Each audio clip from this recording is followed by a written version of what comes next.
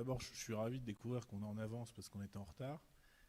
Mais c'est bien qu'on ait des terrains à vendre. Simplement, à 39 minutes de Lyon et à 1h20 de Paris, effectivement, là, je vous rejoins, à 35 euros le mètre carré, c'est donné, c'est probablement mieux placé qu'à la frontière luxembourgeoise. Après, j'imagine, Thionville et ces communes-là. Je regrette simplement que sur la zone Coriolis, où il a été annoncé dans cette assemblée il y a maintenant 2 ans, qu'il y aurait la mise en œuvre d'une stratégie économique. Je crois la SEMSIB devait porter un projet aussi qu'il y aurait, je crois ce que vous aviez appelé un village d'entreprise, ou je crois que c'était cette expression, sur de la construction, qu'il y aurait à un moment donné une volonté politique et publique d'implanter un certain type d'activité et d'avoir surtout un discours à l'égard des acteurs économiques, de certains acteurs économiques, pardon, pour qu'ils s'installent là. Là, je vois qu'en fait, on agit en opportunité, c'est-à-dire qu'on vend à un promoteur qui lui-même n'achète que s'il a déjà vendu 60% du lot. J'imagine qu'il le fera, mais il n'y a pas derrière, à part l'opération de vente, autre chose, et certainement pas la volonté de construire une zone qui soit cohérente. Sur le deuxième point, et là je crois qu'on atteint les limites de la stratégie d'opportunité foncière, puisque je vois bien que dès que quelqu'un finalement se présente et dit je vais créer des emplois, on lui vend des terrains. Donc en l'occurrence, il s'agit d'installer une salle de sport, un Basic Fit. Je crois qu'il y en a d'ailleurs déjà un au Creusot, puis il y a de nombreuses salles de sport sur la CUCM, au rond-point Jeanne Rose, et un KFC, ce qui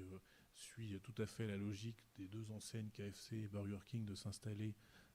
à peu près partout en face des endroits où il y a des McDonald's. Et finalement, on dit là aussi, on vend à 30 euros le mètre carré avec un développement qu'on ne connaît pas. Et donc, en faisant cela, ben, finalement, on poursuit la démarche sur laquelle il y avait eu des débats, je me rappelle notamment avec l'ancien maire de Montchanin, extrêmement vif dans cette assemblée, qui consiste finalement à recréer encore une zone et à la créer hors de tout centre urbain existant. Et je pense notamment à la commune de Montchanin qui se trouve juste à côté. Sur l'identité du territoire, bah, finalement, on a envie de faire un peu comme tout le monde, c'est-à-dire qu'on va créer une espèce de zone avec des bâtiments et une offre de consommation rapide, et je peux le dire d'ailleurs de consommation bas de gamme, comme eh bien, elle se développe un peu partout en France. Et lorsque l'on parle de notre territoire, lorsque l'on dit qu'il faut qu'on soit capable, notamment parce qu'il y a cette gare TGV et qu'on est à proximité des deux plus grandes métropoles françaises, eh bien, de se singulariser, de proposer autre chose, et notamment de le vendre lorsque l'on parle du foncier disponible, eh bien finalement, ici, on propose aux habitants d'abord de faire exactement pareil que partout ailleurs, en vendant à des chaînes de restauration rapide. Bon, ok. Et puis, deuxième élément, eh bien, je ne doute pas que pendant l'année, on arrivera à voter du soutien au commerce local, du soutien au plan Action Cœur de Ville, etc. Et sur une CUCM qui a déjà des centralités multiples, qui a des problématiques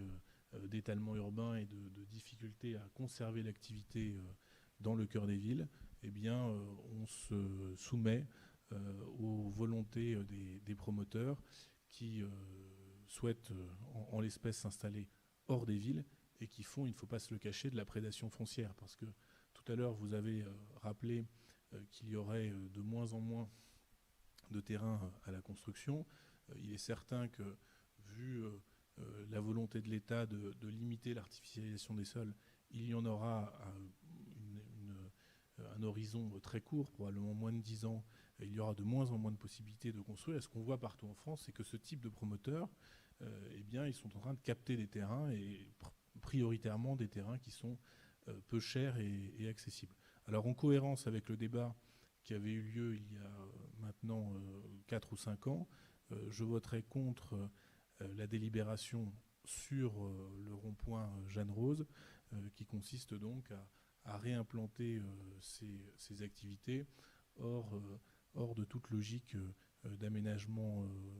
urbain et de renforcement des centralités de la communauté urbaine.